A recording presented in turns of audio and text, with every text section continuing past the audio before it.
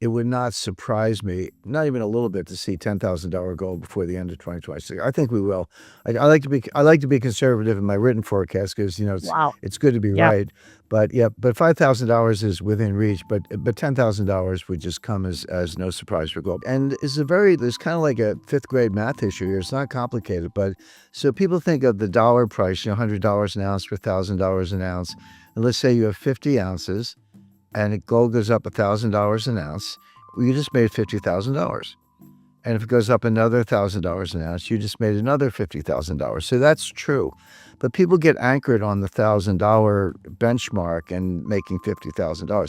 But what they forget is that each $1,000 benchmark is easier than the one before because you're working off a higher base and it's a smaller percentage. And just to give a concrete example, when you go from $3,000 to $4,000 an ounce, that's a 33% gain.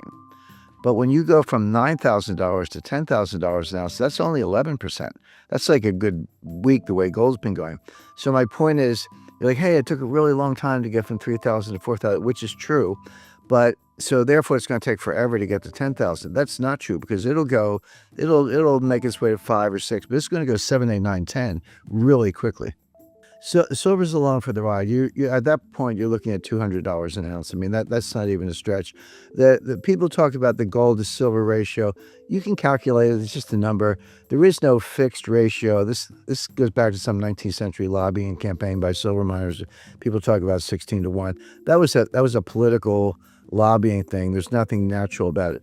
Having said that, there's no way gold's going to where we're talking about $5,000 to $10,000 an ounce. The silver's not going to move also, which it will. So $200 silver would be in the same vein as gold going to to $10,000 an ounce.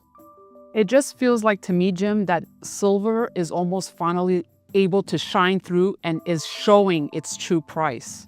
Yeah, I agree with that completely. Silver lags. I mean, gold will lead the way, but silver's along for the ride, but it does Mhm. lag. But now the lag has caught up and silver's taken on a life of its own.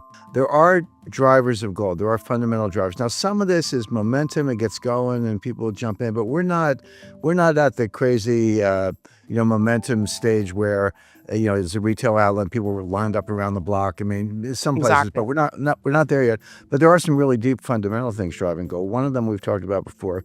Central banks are net buyers. That tipping point transition that was in 2010. From 1970 to 2010, central banks were net sellers. Since then, they've been net buyers, but the number of central banks joining in and the amount of net buying has continued to increase.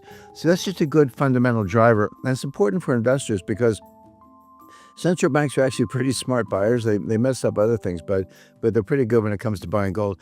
They don't chase the price, but they kind of put a floor under it. No guarantees, but they buy the dips, to use a cliche. Russia's a good example. They're very transparent.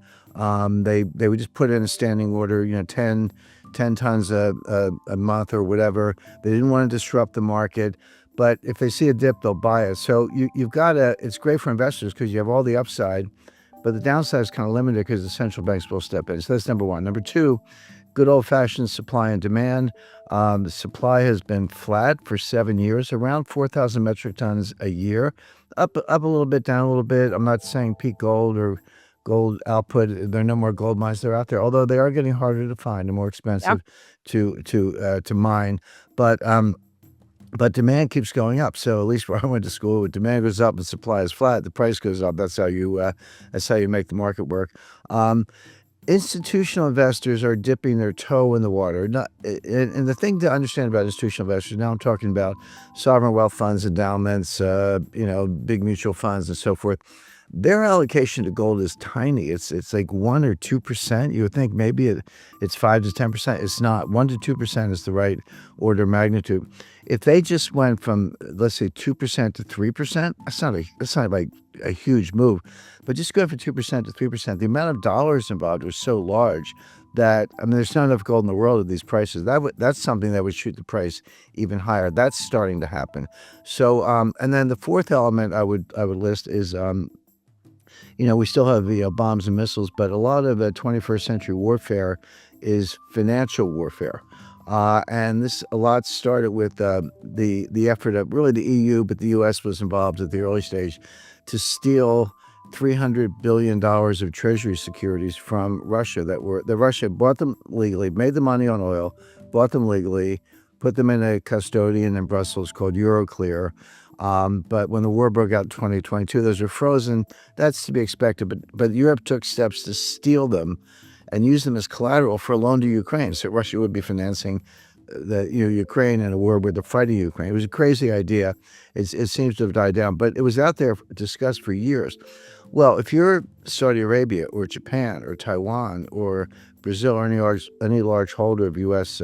Treasury securities, you're looking at that and saying, hey, what if the U.S. doesn't like something I do? What if I'm on the blacklist someday? Maybe I ought to diversify into gold, and they're doing that. So you have, again, I'm not saying they're dumping treasuries. That narrative is not true. But as new reserves come in, they are buying more gold. So these are really fundamental things that are pushing the price up, and are going to keep it there. Curious to really understand what you think is driving silver. Is it simply following gold? I mean, it looks way more than that from my perspective, Jim. Is it China driving the story? What are your inside sources telling you, Jim?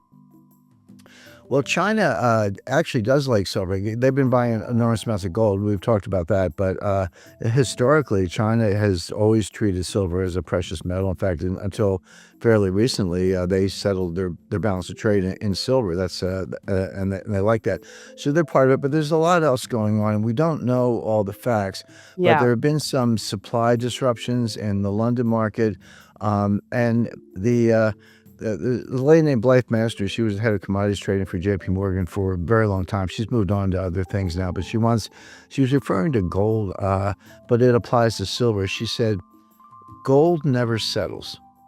And what she meant by that was, if you look all the paper transactions, forwards, futures, options, unallocated, agreements, settled with banks, the amount of paper gold, but this would be true of silver also, relative to the physical supply, is probably 100 to 1. So as long as everyone's rolling the contracts over, not demanding delivery, etc., the market works fine. But the minute some segment of the market says, you know what, give me the silver, I want physical delivery, Yeah. all of a sudden the commodities exchanges and the warehouses, the custodians are saying, well, wait, we don't have that much silver. They have to go get it. I'm not saying there's been a default, but what I'm saying is all of a sudden there's a scramble on the physical side to keep up with the paper side. You can never keep up with the paper side. It's way too big. So then you get into the dynamics of a short squeeze. So that's driving it. But I've said all along, I would buy gold and silver. I have both, and I recommend it to investors. And the question I hear a lot, Danielle, is like, hey, Jim, you said to buy gold when it was 700 or 1,200 or 1,300. Yeah. I didn't do it, etc. I've Yep. missed the rally. And my answer is, you missed $3,000, but you have not missed the rally. It's going to 5 and then 10 sooner than people realize. It's not too late to get in, even if you're buying gold at 4,500, which is about where it is today. If it goes to 10,000, you still double your money, and it could go a lot higher than that. I don't have to sit here and make $20,000 forecast, but if you said, is that in sight? Yeah. So yeah, you're a little late to the party, but the party is just getting going, and it's going to last a long time.